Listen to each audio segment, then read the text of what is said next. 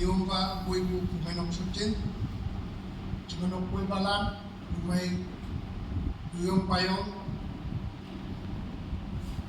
yang atau mai, maksudnya aku cuma itu ibu yang teologi yang soalnya pai, ibu palan, manuilan, maksudnya yang orang lain atau yang dinok orang yang selantai dengan umainok ke nyai na atau taidam kenam nodam ujung na yang minyak palam tapi yuk ketemu atau platform pabu atau duit pabu kayak wan ujung na yang mengyong tampu atau pay menuman moku atau yang lem mengnam tampu nonoman yupu tampu sakin orang minyak pabu ngau cai alam ni na yung graduate study na sa unang yang awang na graduate study yang balan yung yang alaw ngamit jauh kumuyup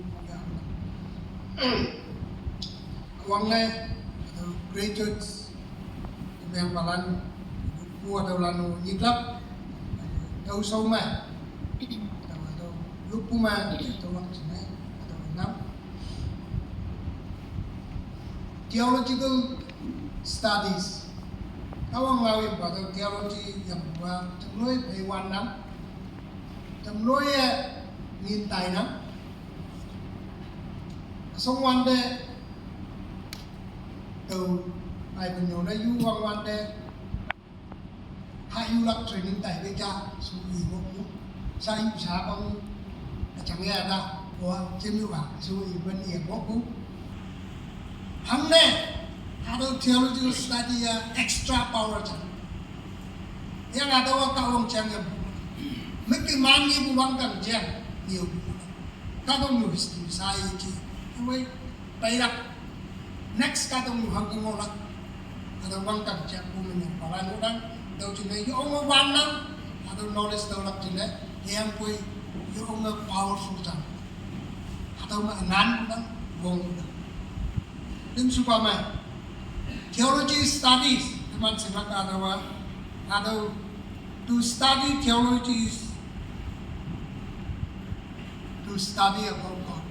Kawang cang yang begini, yang ada wang ngai cang, yang theology yang gua ada wang ngai cang orang, ada wang yang bertilak cang orang, orang theological graduates ada special katakan.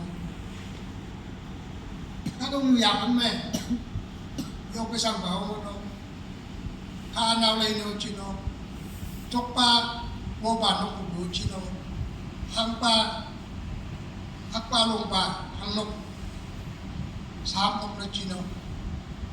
Yan po theological student, atau katalan na special instruments, kawang instrument mo lang.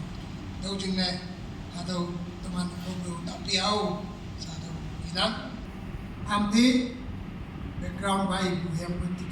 Ia diploma in theology TTH atau inang Port Theological College में Ampea Ajay Tosa hai Yuma enjoy ini pihak orang.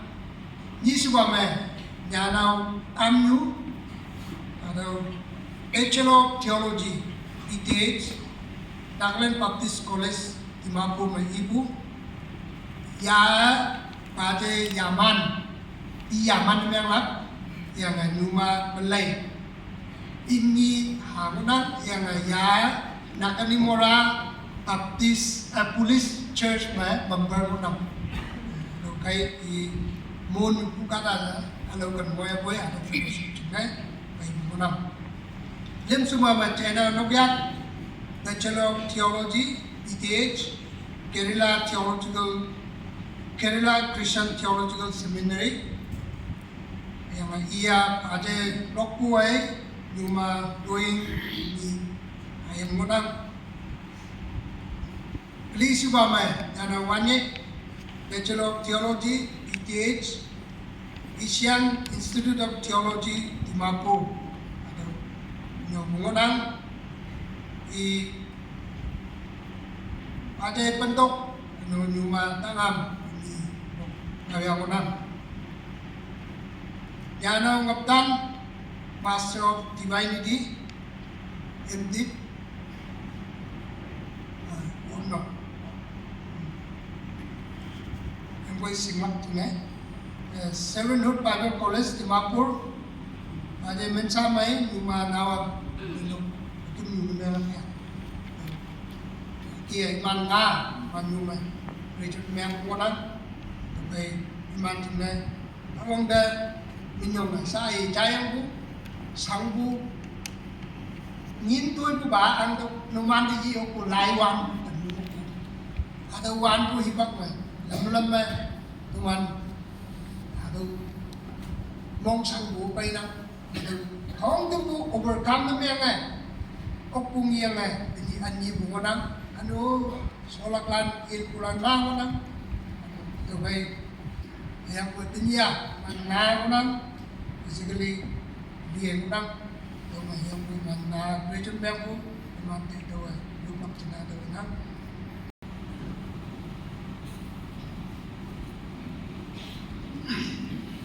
teman polis region bank mana tahun depan apa namno sonku yang kue teman doa yang ya kue ame ya kue atau awisi men Yaman di sama cimbun di kelak, umai nak pun di kelak, tu kai imat ian, kawang deh, sobu jadi minyok palak, anu kawang deh, imat colak kelak FCO saya, luklak anu numan, prejo di yang palan, numan cina tu anu kawang dah bilang inan, Matthew chapter 5, 14 to 16, numan kawang nuwang nai, kadang ma wapu cingyu cha chau kuyok.